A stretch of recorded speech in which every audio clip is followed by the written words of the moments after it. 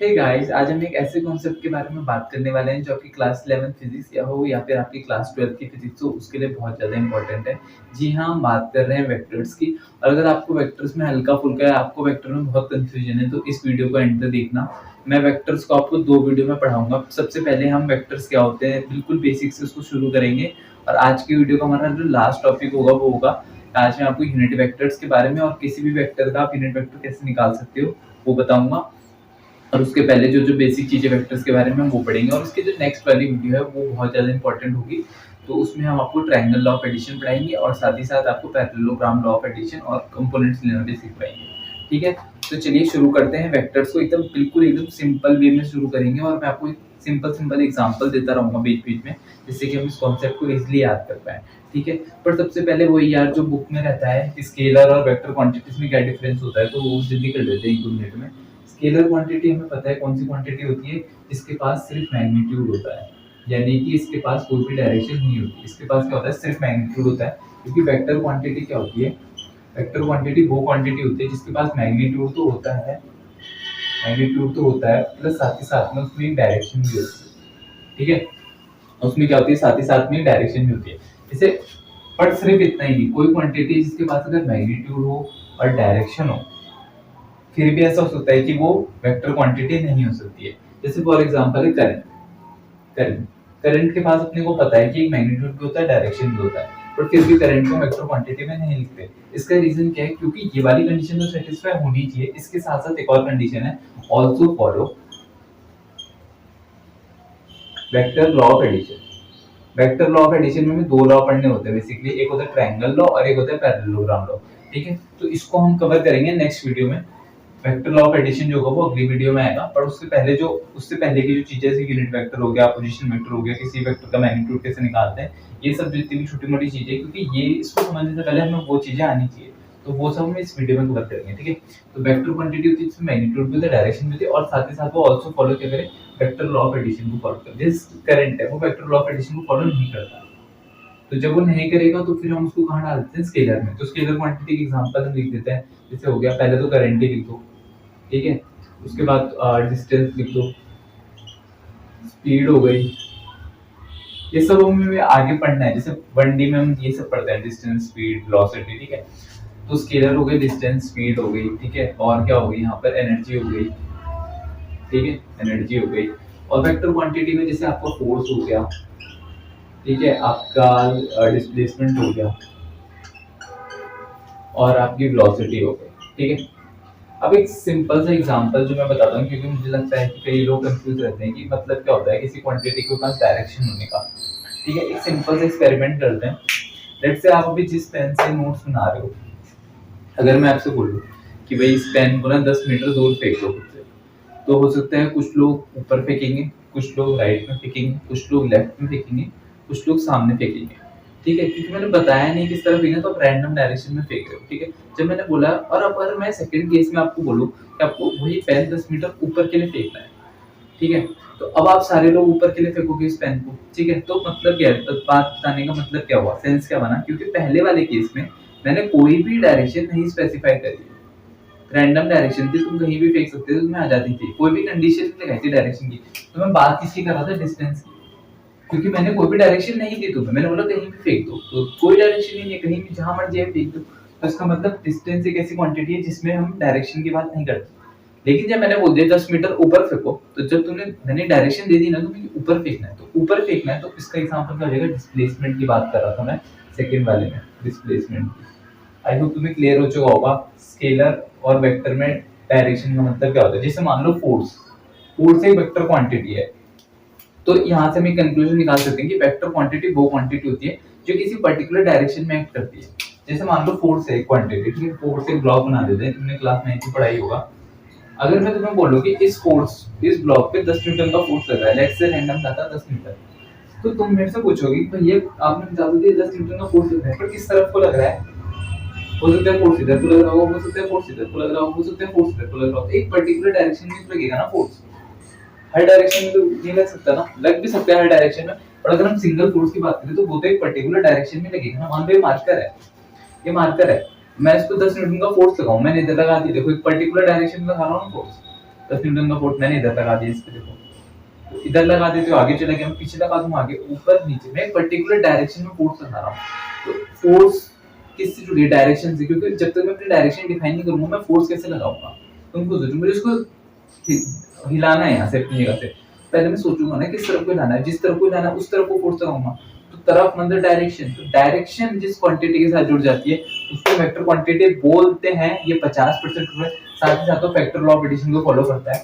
Force, displacement, velocity, ये सब vector law को फॉलो करते हैं। ठीक है, अब ये वेक्टर लॉ क्या होता है ये नेक्स्ट वीडियो में आएगा, और उससे पहले हम इसका बेसिक कवर करते हैं। ठीक है, आई होप तुम्हें ये सब समझ में आ चुका होगा, स्केलर क्वांटिटी, वेक्टर क्वांटिटी। ठीक है, चलो अब जो हमारा अगला टॉपिक है बिल्कुल बेसिक से शुरू कर रहे हैं, और हम जो टॉपिक की बात कर रहे हैं वो कर रहे हैं हम how to represent the vector, है ना। तो अभी तक हमने पढ़ा था, अभी तक हमने क्या पढ़ा? स्केलर और वेक्टर की डेफिनेशन पढ़ी, और मैंने आपको बताया कि कोई भी क्वांटिटी अगर उसके साथ डायरेक्शन हम जोड़ दे तो वेक्टर क्वांटिटी हो जाती है। ठीक है, अब बात करते हैं सेकंड टॉपिक की, जो है रिप्रेजेंटेशन ऑफ अ वेक्टर।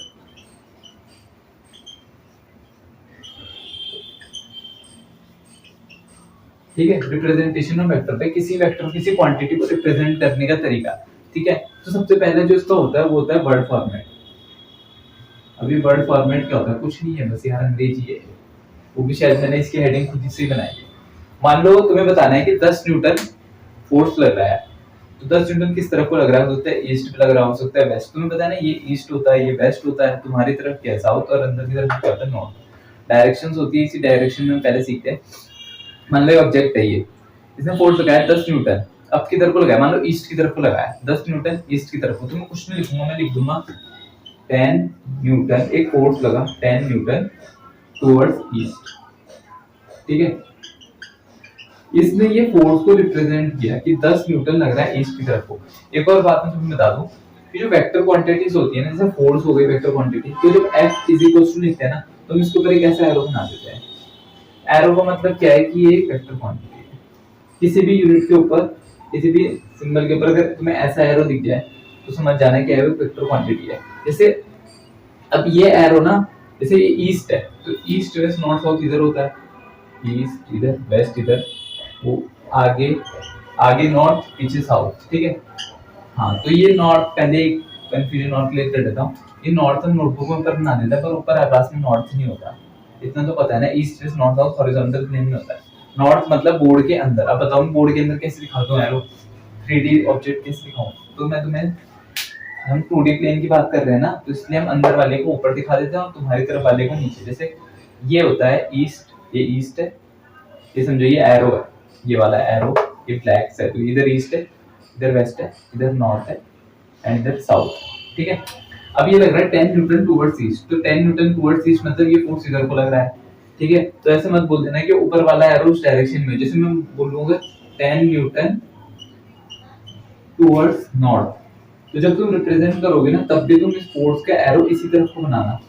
यार मतलब बहुत छोटी सी बात है यार, मेरे को लगा कोई बच्चे ऐसे होंगे जो ऐसे ऊपर को बना देंगे, लोग 10 न्यूटन टुवर्ड्स नॉर्थ, की नॉर्थ की तरफ कोई हमने इस सिंबल का फोर्स बना दिया। नहीं, अगर तुम वर्ड लिख रहे हो ना, वर्ड का सिंबल लिख रहे हो, उसके ऊपर सिर्फ फॉरवर्ड ही एरो बनाओगे तो ही वो वेक्टर क्वांटिटी होगी। बहुत छोटी सी बात थी खैर।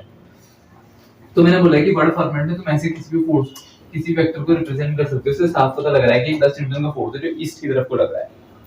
ठीक है, ये हो गया वर्ड फॉर्मेट। जैसे कोई भी एग्जांपल ले, जैसे वेलोसिटी हो गई, वेलोसिटी के ऊपर ऐसा एरो लगा दिया तो वेलोसिटी क्या होगी? वेक्टर क्वांटिटी होगी, 20 मीटर पर सेकंड टुवर्ड्स वेस्ट।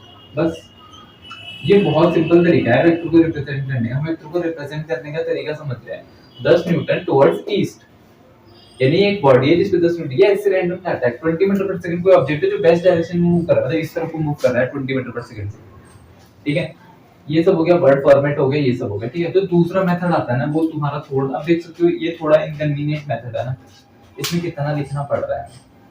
ठीक है, तो एक दूसरा मेथड आता है, उस मेथड को हम यहीं पे सीख लेते हैं। वो मेथड भी अच्छा है, वो मेथड है एरो रिप्रेजेंटेशन।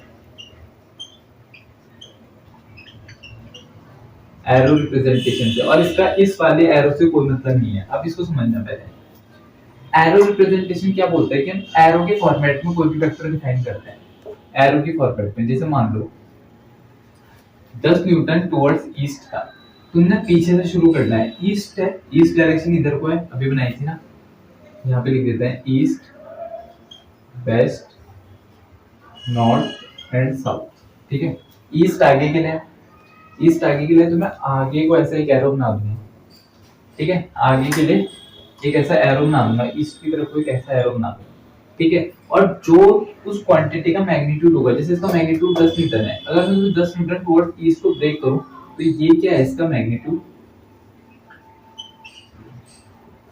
ये इस क्वांटिटी में भी क्या हो जाएगा, मैग्नीट्यूड हो जाएगा। और ये सब क्या है इसकी,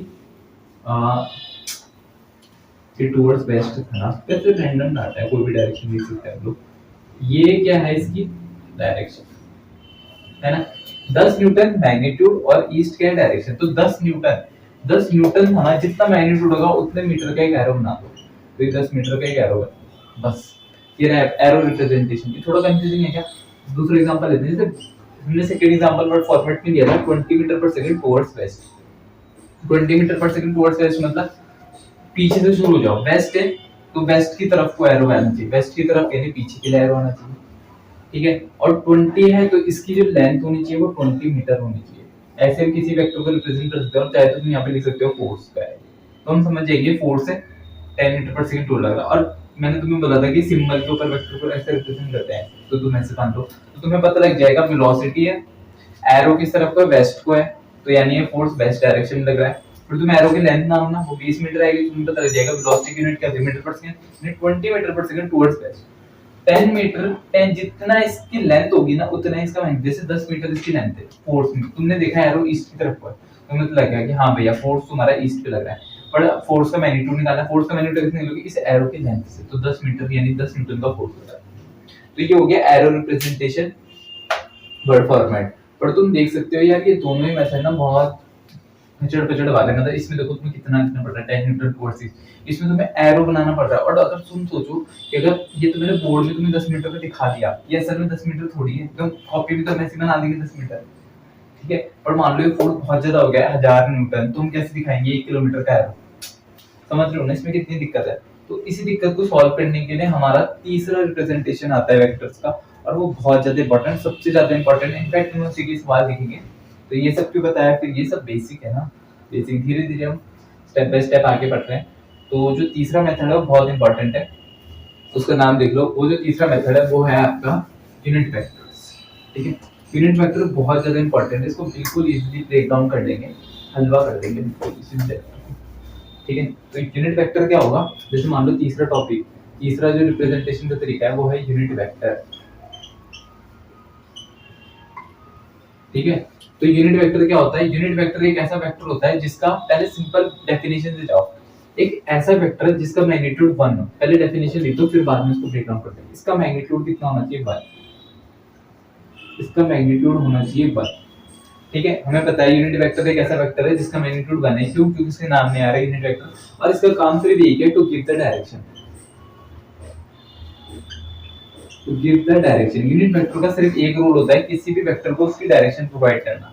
अब इसको समझते हैं कि डायरेक्शन प्रोवाइड करने से मेरा मतलब क्या है। सबसे पहले हमने अभी हॉरिजॉन्टल प्लेन की बात करी थी, ईस्ट वेस्ट नॉर्थ साउथ, कि कोई फोर्स 10 न्यूटन ईस्ट पे लग रहा है, कोई वेलोसिटी जा रही है 20 मीटर पर सेकंड साउथ पे। ठीक है, बट जब बात आएगी यूनिट वेक्टर की ना, अब हम 3D की बात करते हैं। अभी तक हम एक 2D प्लेन्स की बात कर रहे थे, हॉरिजॉन्टल प्लेन की बात कर रहे थे ना, अब हम 3D प्लेन में समझते हैं, यानी x y और z एक्सिस में समझते हैं कि कोई फोर्स कैसे डिफाइन हो सकता है, कोई भी क्वांटिटी कैसे डिफाइन हो सकती है, फिर डायरेक्शन कैसे होती है। जैसे मान लो मैंने बोला 10 न्यूटन टुवर्ड्स ईस्ट, तो आगे लग रहा है, क्या फोर्स कभी ऊपर नहीं लग सकता 10 न्यूटन, मान लो मैंने ऐसे करा, इसको ऊपर रखा तो ऊपर लगा दिया, तो ऊपर तो हमने कोई डिफाइन ही नहीं कर रखा, फिर हमें क्या लिखना पड़ेगा वर्ड फॉर्मेट में। मान लो 10 न्यूटन का फोर्स ऊपर लग रहा है तो फिर लिखना पड़ेगा 10 न्यूटन टुवर्ड अपवर्ड। ठीक है, ऐसा लिखना पड़ेगा। ठीक है, अब मैं तुम्हें दिक्कत बताता हूँ कि ये यूनिट वेक्टर क्यों आया है, इसका एक लिमिटेशन लिख दो, लिमिटेशन बोलो कुछ भी बोलो। मान लो तुम्हें मैं 2 एग्जांपल देता हूँ। ठीक है, पहले तुम मुझे बताओ 10 न्यूटन, चलो इसको भी हटाओ, तुम्हें मेरे को बताना है 10 न्यूटन टुवर्ड्स नॉर्थ, इसको मेरे को रिप्रेजेंट करके बताओ। तो तुम बोलोगे भैया नॉर्थ ऊपर की है, तो ऊपर की तरफ कोई एरो बना देंगे, क्योंकि हम हॉरिजॉन्टल प्लेन की बात कर रहे हैं, हमें पता है ये एरो अंदर के लिए जा रहा है, पर नोटबुक में हम इसको ऊपर ही दिखा सकते हैं क्योंकि हम पे कोई ऑप्शन नहीं है अंदर दिखाने का। कैसे बनाऊंगा इसको अंदर, क्या तोड़ बोर्ड को तोड़ के अंदर बना दूं, नहीं ना, तो इसलिए मैंने इसको ऊपर बना दिया नॉर्थ। तुम्हें पता है नॉर्थ ऊपर है और इसकी लेंथ कितनी है 10 मीटर, तो ये 10 मीटर का हो गया। ठीक है, तो इसे एरो देके तुम्हें पता लग रहा ऊपर की। अब मैं तुम्हें एक और बोलूं कि मेरे को इसको जरा रिप्रेजेंट करके दिखाना, 10 न्यूटन अगर लग रहा है टुवर्ड्स अपवर्ड, ऊपर की तरफ को 10 न्यूटन लग रहा है, तो तुम बोलोगे ऊपर की तरफ को 10 न्यूटन लग रहा है, तो तुम्हारे पास कोई ऑप्शन ही नहीं है, अभी भी तुम्हें ऊपर के लिए ऐसा एरो दिखाना पड़ेगा और इसकी लेंथ भी कितनी करनी पड़ेगी 10 मीटर। तो तुम मुझे बताओ क्या नॉर्थ और अपर डायरेक्शन में जो फोर्स लग रहा है क्या उसका तुम्हें एक जैसे ही लग रहा है इसके एरो, पर ये तो अलग अलग फोर्सेस है ना, एक फोर्स नॉर्थ में लग रहा है अंदर के लिए, एक फोर्स ऊपर के लिए लग रहा है। हम हॉरिजॉन्टल प्लेन की बात कर रहे हैं इसलिए हमने ऊपर को भी ऊपर दिखा दिया, हमको कोई चॉइस ही नहीं थी। अगर हम इसको नीचे दिखाते तो तेरे को डाउनवर्ड लग रहा है, और नॉर्थ में हमने लिख दिया ये लग गया। तो मान लो अगर तुम पे मैं ये दूं, ये वाला सिर्फ ये वाला एरो दो, ये वाला एरो, ठीक है, इसको मिटा देते हैं, इसको मिटाते नहीं है, चलो इस पे समझो, सिर्फ इस पे आओ, मैं तुम्हें एक ऐसा एरो दे दूं और मैं बताऊं कि बताओ कि फोर्स कहाँ लग रहा होगा, तो तुम कंफ्यूज हो जाओगे कि भैया अपवर्ड भी लग सकता है और नॉर्थ भी लग रहा है, हमें पता कहाँ लग रहा है, कहाँ लग रहा है, तो उससे डायरेक्शन क्लियर नहीं हो रही ना एरो वाले मेथड से। एरो वाला मेथड अच्छा है हॉरिजॉन्टल प्लेन में, east west north south, east west में चलो ये फिर भी ठीक है, पर जब बात आती है नॉर्थ या अपवर्ड की तो ये फेल कर जाता है। इसलिए हमने एक ऐसा फुल प्रूफ मेथड बना दिया जो कि यूनिट वेक्टर का।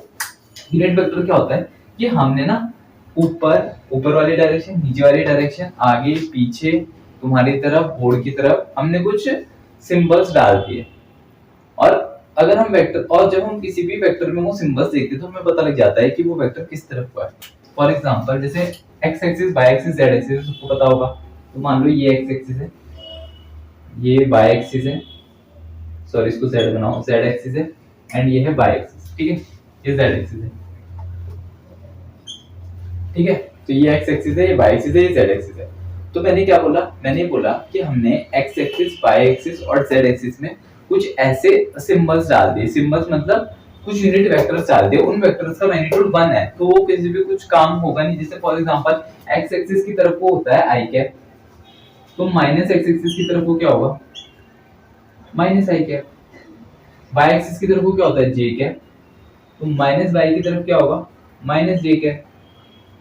जेड एक्सिस की तरफ को क्या होता है के कैप, तो माइनस जेड की तरफ को क्या होगा, माइनस जेड एक्सिस की तरफ को क्या होगा, माइनस के कैप,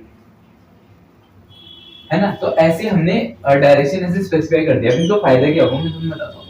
जैसे मान लो कोई भी वेक्टर था, अभी जैसे उसकी कंफ्यूजन दूर कर, देखो वाई एक्सिस कहाँ होती है पहले समझो, एक्स एक्सिस इधर को होगी, ये एक्स एक्सिस होती है, वाई एक्सिस ये हो, एक्स एक्सिस ये होगी, वाई एक्सिस ऊपर को ले होगी और जेड एक्सिस तुम्हारी तरफ होगी, ठीक है, एक्स वाई एक्सिस ऊपर, जेड एक्सिस तुम्हारी तरफ। अब मान लो कोई भी वेक्टर है जो एक्स एक्सिस की तरफ हो, मतलब सामने को है, लेट्स से उसका मैग्नीट्यूड 15 न्यूटन है, कोई फोर्स ले लिया, फोर्स वेक्टर क्वांटिटी इसलिए मैं फोर्स यूज कर रहा हूं, कोई सी भी क्वांटिटी, चलो इसका वेलोसिटी ले लेते हैं, वेलोसिटी मान low waist positive x axis में जा रही है, कितनी है 20 मीटर पर सेकंड। तो मैं पता है उसको कैसे रिप्रेजेंट करूंगा, मैं लिखूंगा वेलोसिटी क्या है, मैं लिख दिया 20 मीटर पर सेकंड टुवर्ड्स ईस्ट, क्योंकि सामने मैंने अपना ईस्ट माना था, याद करो ये वर्ड फॉर्मेट में, तो मैं इसको ऐसे लिखता, है ना। अगर मुझे एरो बनाना हो तो मैं इसको ऐसे लिखता कि 20 मीटर का एक एरो बना देता मैं, ठीक है।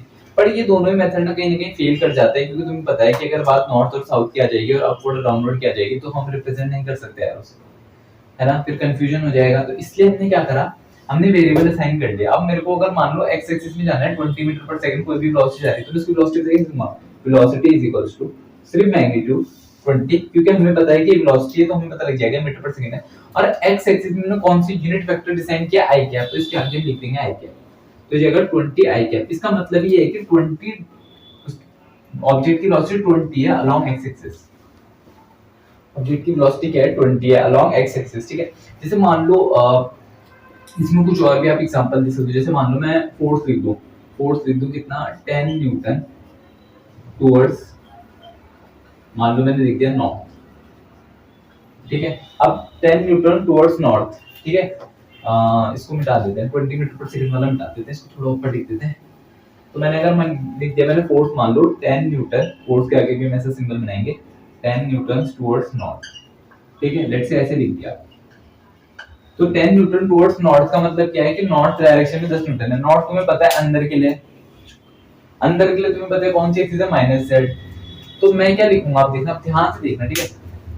प्लस जेड तुम्हारी तरफ को, माइनस जेड अंदर की तरफ को, ठीक है। तो 10 न्यूटन टुवर्ड्स नॉर्थ का मतलब क्या है 10, और माइनस जेड के लिए कौन सा यूनिट वेक्टर डिजाइन है, माइनस के डिजाइन है। तो यहाँ पर हम लिख देंगे माइनस के, ये माइनस बाहर आ जाएगा तो हम लिख देंगे माइनस 10 के कैप। माइनस 10 के कैप का मतलब क्या है, एक 10 न्यूटन का फोर्स लग रहा है अंदर माइनस जेड एक्सिस। ये क्लियर हो रहा है। जैसे मान लो कुछ और एग्जांपल देख लो, जैसे मान लो फोर्स अगर लग रहा है तुम्हारा 20 न्यूटन, हाँ 20 न्यूटन साउथ में लग रहा है, जैसे 20 न्यूटन साउथ में लग रहा है, तो तुम साउथ मतलब नॉर्थ अंदर, साउथ तुम्हारी तरफ, तो साउथ आ गई तुम्हारी तरफ, तो इसमें फोर्स कितना हो जाएगा 20 के है, ठीक है। अब जैसे मान लो अभी जो कंफ्यूजन दूर हो रही थी ना, नॉर्थ और साउथ में तुमने देखा था कि अगर मैं इसका रिप्रेजेंट करूं एरो से, तो मैं नॉर्थ ऊपर को बनाऊंगा और इस एरो की लेंथ कितनी होगी 10 मीटर की, एरो रिप्रेजेंटेशन से। पर अगर मान लो मैं अब एक फोर्स है, कहाँ बनाए इसको, हाँ ठीक है, तो इसको मिटा देता हूँ। जैसे 10 न्यूटन टुवर्ड्स नॉर्थ है, ठीक है, 10 न्यूटन टुवर्ड्स नॉर्थ है, तो ये जो फोर्स है अगर तुम इसको एरो से रिप्रेजेंट करोगे तो ऐसे रिप्रेजेंट करोगे, और ये वाली जो लेंथ होगी वो कितनी होगी 10 मीटर की होगी, है ना। ये वाली लेंथ कितनी की होगी 10 मीटर की होगी, और ये 10 न्यूटन टुवर्ड्स नॉर्थ है। अगर मैं तुम्हें एक बताऊं, एक ऑब्जेक्ट पे फोर्स ऊपर लग रहा है 10 न्यूटन अपवर्ड लग रहा है, तो तुम क्या बताओगे।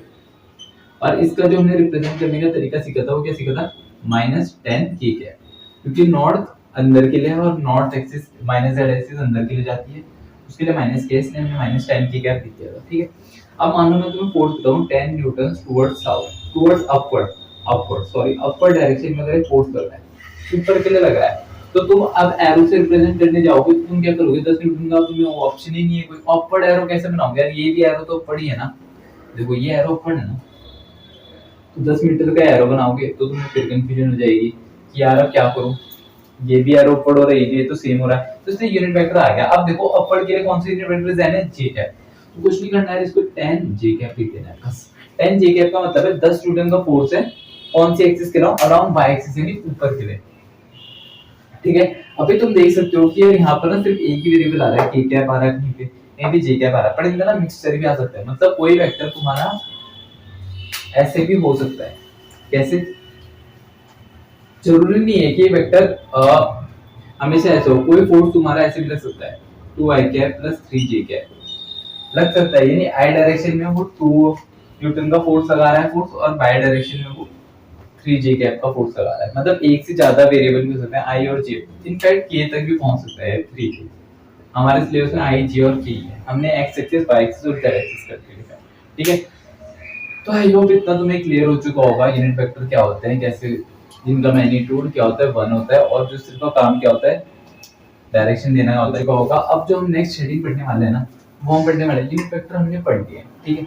अब जो हम अगला पढ़ने वाले हैं वो है टाइप्स ऑफ वेक्टरिंग पढ़ेंगे, और अब मैं तुम्हें बताऊंगा कि हाउ टू फाइंड अ, जैसे अब जो हेडिंग लिखो वो लिखो एक, अभी मैंने बोला ना कि अभी हमने एक्स वाई और जेड एक्सिस बनानी थी और हमने तब वेक्टर को डिफाइन करा था, ठीक है।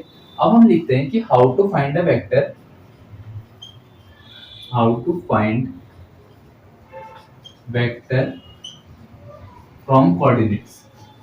अब इसकी हेडिंग से तुम आई थिंक कंफ्यूज हो चुके होंगे, पर होना नहीं है। मान लो अभी हम दो एक्सिस की बात करेंगे, एक्स एक्सिस, वैसे तुम इसको किधर भी बना सकते हो पर कन्वेंशन ऐसा है, तो एक्स एक्सिस और वाई एक्सिस, हम दो एक्सिस की बात करेंगे। लेट्स से इस एक्सिस में ना कहीं पे एक पॉइंट लाई कर रहा है, लेट्स से रैंडम पॉइंट ले लेते हैं x, y। x, y का मतलब क्या है कि ये पॉइंट यहां से ऊपर से y डिस्टेंस पे है, और ये पॉइंट यहां से कितने डिस्टेंस पे है, x डिस्टेंस पे है, तो x, y है ना।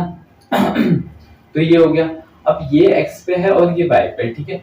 तो कोई एक वेक्टर फाइंड करना है फ्रॉम दिस कोऑर्डिनेट, मतलब एक, अभी मैंने यूनिट वेक्टर बताया था, वेक्टर ना बहुत तरीके के होते हैं। एक वेक्टर समझो जो कि होता है पोजीशन वेक्टर, पोजीशन वेक्टर, ठीक है। पोजीशन वेक्टर समझने से पहले एक चीज समझो, जो हम एरो बनाते हैं ना, जैसे हमने 10 न्यूटन टुवर्ड्स साउथ का, या मान लो 10 न्यूटन टुवर्ड्स ईस्ट का एक ऐसा एरो बना दिया था, ईस्ट डायरेक्शन में 10 मीटर की लेंथ है एरो, ठीक है। तो ये जो स्टार्टिंग पॉइंट होता है ना, जहां से आप एरो की शुरुआत कर रहे हो बनाने की, मतलब ये एक वेक्टर है, जो एक ये एक एरो क्या है, एक वेक्टर है, एक वेक्टर क्वांटिटी को रिप्रेजेंट कर रहा है ना एरो। तो जहां से शुरू होता है इसको हम बोलते हैं टेल, और इसके एरो को हम बोलते हैं हेड। तो कोई भी वेक्टर टेल से शुरू होकर हेड पे खत्म होता है, हम एरो ऐसे बनाते हैं। हम कभी भी इसको ऐसे नहीं बनाएंगे, ठीक है, ऐसे भले ही वो बनने में सेम लग जाता है पर कोई बात नहीं। टेल और टेल से शुरू करना है हेड की तरफ, ठीक है। तो पोजीशन वेक्टर क्या होता है, इसका नाम क्या रहा, पोजीशन, मतलब vector used to find position. ये किसी भी पॉइंट की पोजीशंस को ढूंढने में वेक्टर यूजफुल होता है। जैसे फॉर एग्जांपल ये x, y कोऑर्डिनेट है, x, y कोई भी रैंडम पॉइंट है, ये ओरिजिन है, तो 0, 0 हो गया।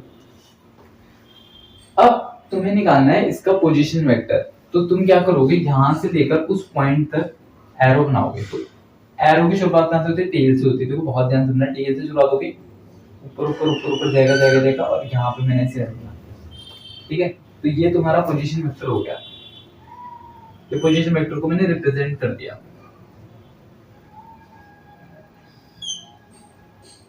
ठीक है, ये मैंने पोजीशन वेक्टर को रिप्रेजेंट कर दिया x, y से, ठीक है। अब ये पोजीशन वेक्टर को रिप्रेजेंट तो कर दिया ग्राफिकली। अब इस पोजीशन वेक्टर का सिंबल क्या होता है, जैसे तुमने देखा फोर्स वेक्टर होता है तो उसका सिंबल f होता है, रिप्रेजेंट करने का इसका तरीका होता है r से। r के ऊपर हम ऐसे एरो बना देते हैं, ठीक है, ताकि पता लग जाए कि ये पोजीशन वेक्टर है, ठीक है। अब पोजीशन वेक्टर बना तो दिया, अब इसका लिखते कैसे हैं इसको, तो ध्यान से लिखना, x कोऑर्डिनेट फाइनल का, फाइनल माइनस इनिशियल करना है तुम्हें। फाइनल माइनस इनिशियल तुम्हें कैसे पता लगेगा, फाइनल वो पॉइंट है जहां पे तुम्हारा वेक्टर जाके खत्म होता है, और इनिशियल वो पॉइंट होता है जहां पे वेक्टर शुरू होता है। तो मैंने भी बताया था कि वेक्टर कहां से शुरू होता है, टेल से, बताया ना, टेल से शुरू होता है, टेल से ओरिजिनेट करता है वेक्टर। तो ये वाला पॉइंट क्या है, इनिशियल पॉइंट, और जहां पे टर्मिनेट हो रहा है, यहाँ पे एरो वाला रीजन है, हेड वाला रीजन बोल सकते हो, वो क्या होता है, फाइनल पॉइंट। तो फाइनल माइनस इनिशियल करना होता है, कुछ नहीं करना होता। देखो एक्स कोऑर्डिनेट फाइनल पॉइंट का x coordinate minus initial point का एक्स कोऑर्डिनेट, वो ओरिजिन पे है भी, तो 0 हो जाएगा, ठीक है। और एक्स एक्सिस के अलोंग कौन सा यूनिट वेक्टर होता था, आई कैप होता था, पीछे पड़ा है तो आई कैप लिख देना है, प्लस का साइन लगाना है। फाइनल पॉइंट, फाइनल कोऑर्डिनेट इसका वाई एक्सिस का, तो वाई हो जाएगा, इसका 0 हो जाएगा। और वाई एक्सिस के अलोंग कौन सा यूनिट वेक्टर होता है, जी कैप, तो इसको जी लगाना है। x माइनस 0 करोगे तो x ही आएगा, तो x आई कैप प्लस y जी कैप। तो ये तुम्हारा कोई एक पोजीशन वेक्टर आ चुका है x y पॉइंट का, x आई कैप प्लस y जी कैप, ठीक है। अभी तुम्हें थोड़ा सा कंफ्यूजिंग लग रहा होगा ना, कोई बात नहीं, एग्जांपल लेते हैं इसका, ये और क्लियर होगा। इतना लिख दिया, चलो इसको मिटा देते हैं, एग्जांपल लिख लेते हैं ताकि ये और क्लियर हो जाए अच्छे से। तो जैसे मान लो तुम्हारे पास एक पॉइंट है, ओरिजिन की बात करते हैं, 2,3 एक पॉइंट है, ठीक है, 2,3 एक पॉइंट है, और ये पॉइंट ऐसा है, ये 2,3। तुम्हें इसके पोजीशन वेक्टर निकालने सिखाना है। ओरिजिन क्या है, 0,0 से, ये पॉइंट O ले लेते हैं एंड ये पॉइंट A ले लेते हैं। तो या तो तुम बोल दो पोजीशन वेक्टर, अभी मैं बोल रहा था ना r is equals to this, तुम चाहे ना इसको, पहले तुम्हें क्या करना है, टेल से शुरू करना है और यहाँ तक एक एरो डाल देना है, ठीक है। तो या तो तुम इस पूरे को r वेक्टर बोल दो, या फिर तुम इसके नाम पे बोल सकते हो OA वेक्टर, बात वही है, OA वेक्टर भी लिख सकते हैं। OA वो पॉइंट यहाँ पे शुरू हुआ वेक्टर और वो पॉइंट यहाँ पे खत्म हुआ, दोनों कलेक्टिव लिख दिया, उसको हम OA वेक्टर भी बोल सकते हैं, ठीक है, क्योंकि ये O पॉइंट से शुरू हुआ और A पॉइंट पे खत्म हुआ। या फिर तुम इसको बेसिकली R वेक्टर भी बोल सकते हो, दोनों तरीके से हैं, क्योंकि दोनों क्या है, पोजीशन में रिप्रेजेंट करे जा सकता है बहुत सारे तरीकों से, ठीक है। OA वेक्टर हो गया।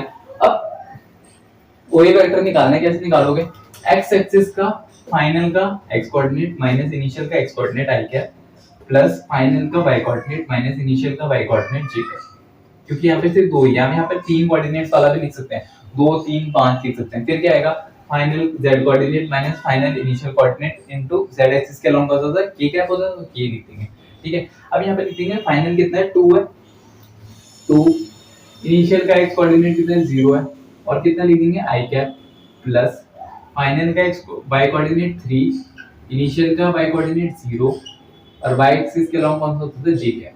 तो ये कितना आ जाएगा, 2i cap plus 3j cap, ठीक है। अब एक बात सुन लो, पोजीशन वेक्टर हमने बोल तो दिया 2i cap plus 3j cap है, ठीक है। अब याद रखना 2,3 वाला कोऑर्डिनेट था, उसका पोजीशन वेक्टर कितना है, 2i cap plus 3j cap, ठीक है। अभी मैंने पहले ही पोजीशन वेक्टर की आपको डेफिनेशन दी थी कि पोजीशन वेक्टर क्या करता है, आइडेंटिफिकेशन करता है किसका, पॉइंट्स का, आइडेंटिफाई और लोकेशन, लोकेशन है ना, लोकेशन। तो याद रखना 2y cap plus 3j cap का पोजीशन वेक्टर 2,3, ठीक है। अब हम एक रिवर्स तरीका अपनाते हैं, इसको मिटा देते हैं, ठीक है। 2y cap plus 3j cap हम लिख देते हैं कहीं पे कि ये जो इसके कोऑर्डिनेट थे ना वो कितने थे, 2,3 थे इस वाले पोजीशन वेक्टर के, ठीक है। अब मैं आपको बताता हूँ कि मान लो आपको ये पोजीशन वेक्टर गिवन है तो आप कैसे पॉइंट्स लोकेट करोगे। तो कुछ नहीं करना है, एक्स एक्सिस और वाई एक्सिस खींच लेते हैं। ये वाई एक्सिस हो गई एंड ये एक्स एक्सिस हो गई। ये 1 है, ये 2 है, ये 3 है, ये 4 है, ये 5 है, ये 1 है, ये 2 है, ये 3 है, ये 4 है, ठीक है। तो वो ये वेक्टर था 2y cap plus 3j cap. हमें पता है कि इसको पहले से हमने निकाल रखा था कोऑर्डिनेट इसके 2,3, क्योंकि 2,3 से हम यहाँ पहुंचे। तो अब नेचुरल सी बात है कि 2y प्लस 3j कैप का पोजीशन वेक्टर किस कोऑर्डिनेट का, वो 2,3 का। लेट्स से हमें नहीं पता 2,3, हम पे क्वेश्चन आया कि 2y cap plus 3j cap है, वो भी रैंडम डाटा है, 2y cap plus 3j cap plus 5k cap, 4i cap plus 6k cap, है ना, ऐसा कुछ भी डाटा है। और हमसे पूछ रहा है कि कोऑर्डिनेट क्या होंगे, मतलब ये पोजीशन वेक्टर किस कोऑर्डिनेट के लिए, ऐसा पूछ रहा है। तो let's say 2y cap plus 3j। कुछ नहीं करना, ओरिजिन पे आ जाओ। अगर पोजीशन वेक्टर की बात कर रहा है, ओरिजिन पे आ जाओ। पोजीशन वेक्टर शुरू ही ओरिजिन से होता है, ठीक है। पोजीशन वेक्टर याद कर लो, नोट कर लो, position vector always start from the origin. तो ओरिजिन से शुरू होता है। अब 2i कैप है, यानी i कैप है। i कैप किस डायरेक्शन के लॉन्ग लेते हैं, x एक्सिस के लॉन्ग लेते हैं। तो इधर x एक्सिस और x एक्सिस में i कैप कितना है, 2 है। तो आप 2 डिस्टेंस इधर मूव कर जाओ, यहां पहुंच गए। यहाँ से शुरू किया, मैंने क्या बोला, आई कैप अलोंग एक्स एक्सिस होता है और आई कैप अलोंग एक्स एक्सिस है, और कितना लिखा हुआ 2, तो 2 के अलोंग ऐसे मूव कर जाओ। फिर 3j कैप, यानी बाय एक्सिस में मुझे कितना ऊपर जाना है, 3। तो बाय एक्सिस में 3 ऊपर जाना है, तो ये आ गया मैं बाय एक्सिस में 3 ऊपर। क्यों, क्योंकि इसमें j लिखा हुआ था, और j लिखा हुआ था तो j किसके लिए यूज होता है, बाय एक्सिस के लिए। तो ये हो जाएगा 3, तो ये पॉइंट हो जाएगा। और ये पॉइंट कितना देगा, इधर से 2 आ गया और इधर से 3 आ गया। देखो मैच हो गया ना। इस पोजीशन को मैंने दोनों तरीके से आपको समझा दिया, ठीक है। अब इस पे एक क्वेश्चन लिख दो चाहे तो, ठीक है। अब इस पे एक क्वेश्चन लिख देते हैं, एक क्वेश्चन करते हैं। वेक्टर्स में से आपको ज्यादा सवाल नहीं मिलेंगे, वेक्टर्स का एप्लीकेशन आगे चैप्टर्स में है, डेरिवेशंस में हो गया, ये सब में हो गया। बाकी सवाल आपको उतने देखने को नहीं मिलते हैं, बट फिर भी आप एक क्वेश्चन लिख दो। आप देखो, find coordinates of a point whose position vector is 2y cap plus 3j cap plus 9k cap, ठीक है, ठीक है। थोड़ा सा इसको टफ बना दें, चलो देखते हैं कौन कर पाता है इसको। फिर थोड़ा सा टफ बना देते हैं।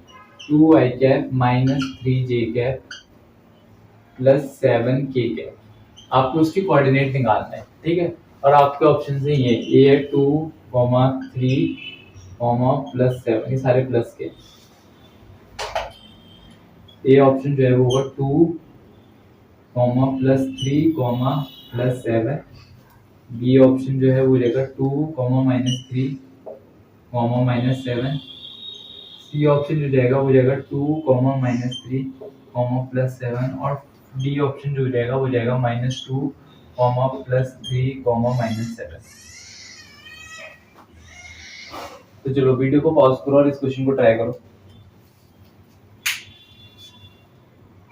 आई होप तुमने कर लिया होगा, एंड करेक्ट आंसर इसका हो जाएगा ऑप्शन नंबर सी, ठीक है। तो चलिए, जिनका हो गया उनके लिए बहुत सारी बधाई। और अब हम समझते हैं कि आखिर इसको करना कैसे है, और जिनसे नहीं हुआ सीखो। तो देखो 2i cap minus 3j cap plus 7k cap, अब इसमें k कैप भी आ गया। अब मुझे कोऑर्डिनेट्स निकालने उस पॉइंट की, है ना। तो कोऑर्डिनेट्स निकालने उस पॉइंट की, तो क्या करूंगा, पहले मैं x एक्सिस, y एक्सिस और z एक्सिस बना लेता हूं। तो ऊपर वाली y एक्सिस हो गई, इधर वाली x एक्सिस हो गई, एंड इधर वाली क्या हो गई, z एक्सिस हो गई, ठीक है। अब आमतौर से बात है कि नीचे क्या होती है, -y, इधर साइड क्या होती है, -x, और अंदर की तरफ वो क्या होती है, -z। z एक्सिस में हम क्या लिखते हैं, k कैप, यहाँ क्या लिखेंगे, -k कैप, यहाँ लिखते हैं हम i कैप, और यहाँ लिखते हैं -i कैप, यहाँ लिखते हैं -j कैप, और यहाँ लिखते हैं j कैप, ठीक है, ठीक है। अब सिंपल सी बात हो गई, इतनी बात क्लियर हो गई। अब देखो मुझे जाना है, पहले हम शुरुआत कहाँ से करेंगे, शुरू से, i कैप में जाना है, ठीक है। ऑप्शंस लिख देते हैं यहाँ पर हम, ऑप्शंस कहते हैं 2 कॉमा प्लस 3 कॉमा माइनस 7, मुझे तो याद भी नहीं है, 2 कॉमा माइनस 3 कॉमा प्लस 7 और minus 2 comma plus 3 comma plus 7 या फिर 2 कॉमा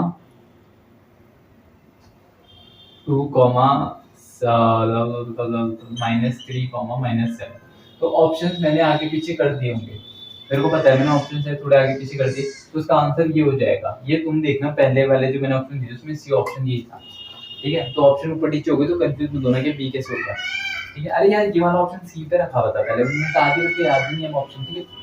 तो 2i cap minus 3j cap plus 7k cap और ये वेक्टर है, ठीक है। अब सबसे पहले हमें जाना है किसकी तरफ को, 2i कैप की तरफ को, ठीक है। तो x एक्सिस में हमें 2 यूनिट्स आगे मूव करना है, तो x एक्सिस में गए 1 2, इसको पहले ऐसे रिप्रेजेंट कर देते हैं, तो -1 -2 -2 1 2 3 4 -1 -2 -3 -4 1 2 3 4 -1 -2 -3 -4। ये तुम्हें दिख रहा है क्या, चेक कर लेते हैं एक बार। परफेक्ट, ठीक है। तो -1 -2 -3 एंड -4, ठीक है। अब मुझे जाना है 2i कैप, मतलब x एक्सिस में मुझे 2 यूनिट्स आगे मूव करना है, तो x एक्सिस में आगे मूव करके 2 यूनिट, यानी x कोऑर्डिनेट तो मेरा 2 निकल गया, ठीक है। ठीक है, y एक्सिस में मुझे z कैप इसके लिए होता है y एक्सिस, और उसमें मुझे कितना जाना है नीचे -3, क्योंकि यहाँ पे क्या लिखा हुआ -3, तो -3 नीचे चला गया, ये आ गया -3, यानी सेकंड कोऑर्डिनेट हो गया -3। और k कैप में मुझे 7 आगे जाना है, 7 पॉजिटिव का होगा तो 7 आगे जाना है, तो +7, तो 2 -3 +7 ये तुम्हारा आंसर हो जाएगा, यानी कोऑर्डिनेट तुमने निकाल दिए जिसके पोजीशन वेक्टर ये है, ठीक है। अब तुम उल्टा भी कर सकते हो, इसका एक होमवर्क क्वेश्चन लिख दो, इसका तुम्हें पोजीशन वेक्टर निकालना है, देखना सेम ही आएगा, चेक कर लेना चाहे तुम, ठीक है। ठीक है, अब कोऑर्डिनेट से पोजीशन वेक्टर निकालना सीख गए हो, पोजीशन वेक्टर से तुम कोऑर्डिनेट को इजीली रिप्रेजेंट कर सकते हो, तुम्हें पता लग चुका है कि जरूरी नहीं है कोई भी वेक्टर सिर्फ एक ही डायरेक्शन में, मल्टीपल डायरेक्शन में, तो जैसे पोजीशन वेक्टर हो गया मल्टीपल डायरेक्शन में हो गया, है ना। ठीक है, तो अब जो हम बात करते हैं कि हम तब से वेक्टर वेक्टर निकाल रहे हैं, हम सिर्फ डायरेक्शन में फोकस कर रहे हैं, हम मैग्नीट्यूड नहीं निकाल पा रहे वेक्टर, वेक्टर का मैग्नीट्यूड कैसे निकालते हैं, मैग्नीट्यूड मतलब कितने यूनिट का वेक्टर है, या तो तुम एरो की लेंथ नाप लो तो तुम्हें पता लग जाएगा मैग्नीट्यूड कितना है। पर मान लो तुम पे कोई वेक्टर है, जैसे मान लो कोई भी ए वेक्टर है, कुछ भी रैंडम वेक्टर में लिख दो, जैसे 2i cap plus 3j cap, पर इसको समझने से पहले, मैग्नीट्यूड को समझने से पहले एक चीज और समझो कि पोजीशन वेक्टर हमेशा ओरिजिन से शुरू होगा, तुम्हें समझिए, इसका x कोऑर्डिनेट माइनस ओरिजिन का 0, ठीक है। अगर कोई भी रैंडमली दो पॉइंट्स में गिवन है xy प्लेन और तुम्हें वो वेक्टर निकालना है तो कैसे निकालोगे, देखो मैं क्या बोल रहा हूं, मान लो दो पॉइंट है a और b, ठीक है। ये दो पॉइंट है, यहाँ पे कोऑर्डिनेट इसके क्या है x1 y1 और इसका कोऑर्डिनेट मान लो कितना है x2 y2, ठीक है। इसका कोऑर्डिनेट है x1 y1, उसका कोऑर्डिनेट है x2 y2। अब तुम्हें निकालना है कि ए बी वेक्टर निकालना है तुम्हें, कि ए बी वेक्टर कितना होगा, ठीक है। अब ए बी वेक्टर निकालने के लिए कुछ नहीं करना, फाइनल माइनस इनिशियल करना, याद रखना जो सेकंड नंबर की अल्फाबेट होती है ना वो फाइनल पॉइंट होती है, यानी ए बी वेक्टर ना तुम्हारा ऐसा कुछ होगा। अब एरो इस तरफ हो तो तुम कुछ नहीं करना, तुम लिखना x2, इसका x कोऑर्डिनेट फाइनल माइनस इसका x coordinate initial i cap plus इसका x कोऑर्डिनेट फाइनल माइनस इसका x coordinate initial j cap, तो तुम्हारा वेक्टर ही हो जाएगा ए बी वेक्टर। इतना सिंपल है, बहुत सिंपल है, ठीक है। जैसे मान लो एग्जांपल के लिए, जैसे मान लो लिख लो, एग्जांपल कर लेते हैं इसका, ये फॉर्मूला आई होप तुमने लिख लिया होगा। तो ये जो एग्जांपल है ना, जैसे मान लो x एक्सिस है, कोई भी दो पॉइंट है 2,3 और इधर एक पॉइंट है लेट्स से 3,5, तो तुम्हें इसका वेक्टर निकालना है, ये a पॉइंट है और ये b पॉइंट है, तो तुम्हें a b वेक्टर निकालना है। तो कैसे निकालोगे, x कोऑर्डिनेट इसका फाइनल का माइनस इसका इनिशियल का 2 i cap plus x coordinate y coordinate sorry final का माइनस इनिशियल का y coordinate 3 into j cap, तो तुम्हारा वेक्टर आ जाएगा i cap plus 2j cap. तो इस तरीके से तुम कोई भी रैंडम पॉइंट्स के भी वेक्टर निकाल सकते हो, ठीक है। और ये पोजीशन वेक्टर नहीं है, ये याद रखना, पोजीशन वेक्टर वो होता है जो हमेशा कहां से शुरू होता है, ओरिजिन से, ठीक है। आई होप तुम्हें इतना क्लियर हो चुका होगा। और अब हम बढ़ते हैं इस वीडियो के सेकंड लास्ट टॉपिक पे, है सेकंड लास्ट से लास्ट बोल लो। तो हम जो पढ़ने वाले हैं वो पढ़ने वाले हैं कि किसी भी वेक्टर का आप मैग्नीट्यूड कैसे निकाल सकते हो, हाउ टू फाइंड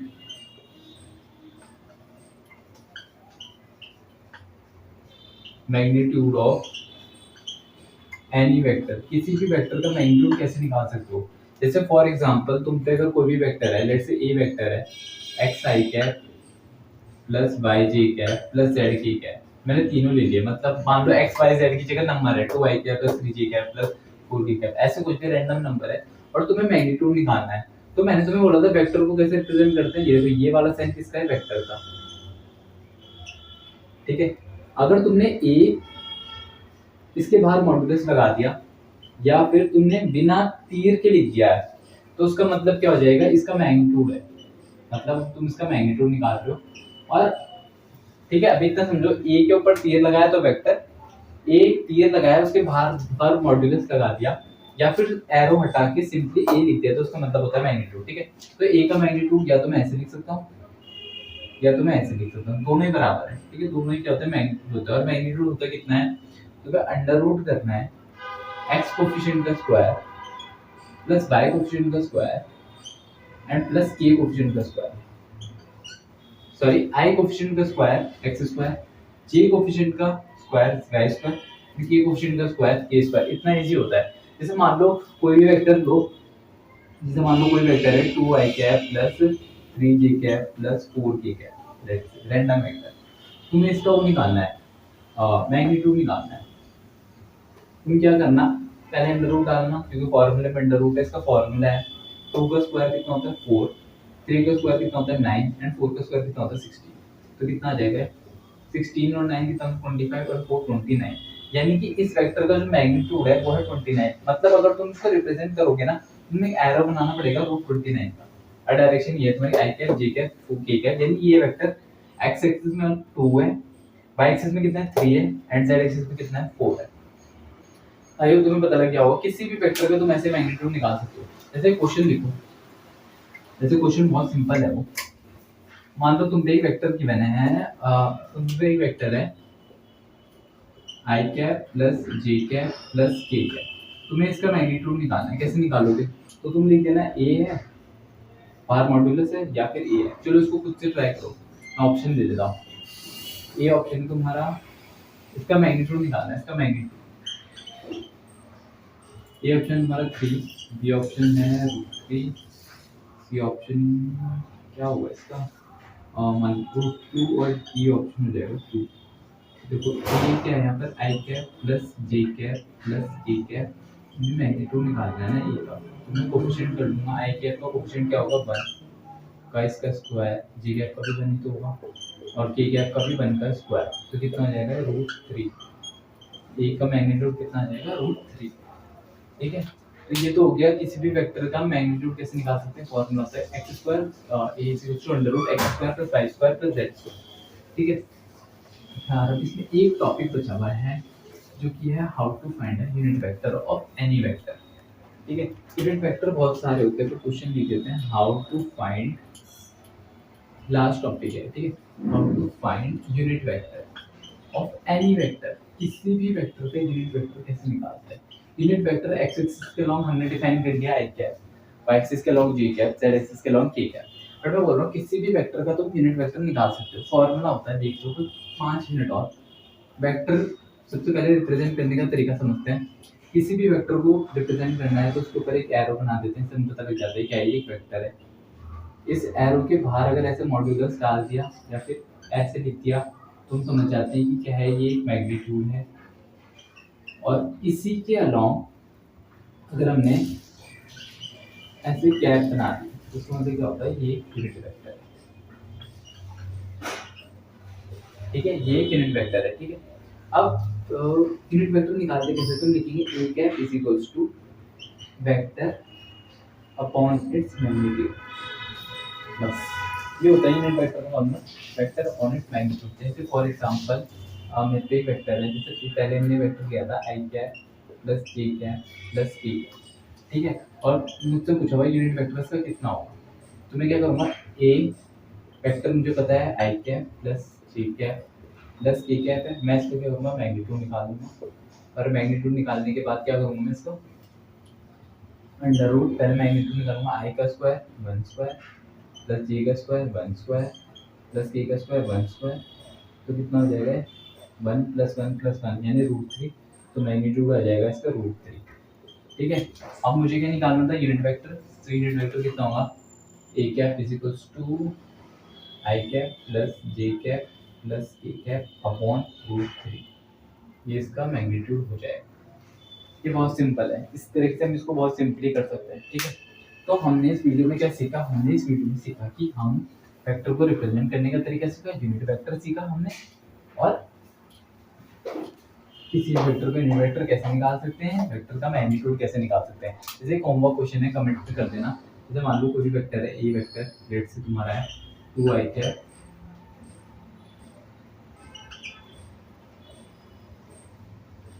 ठीक है और 6k कैप, मान लो ये वेक्टर है।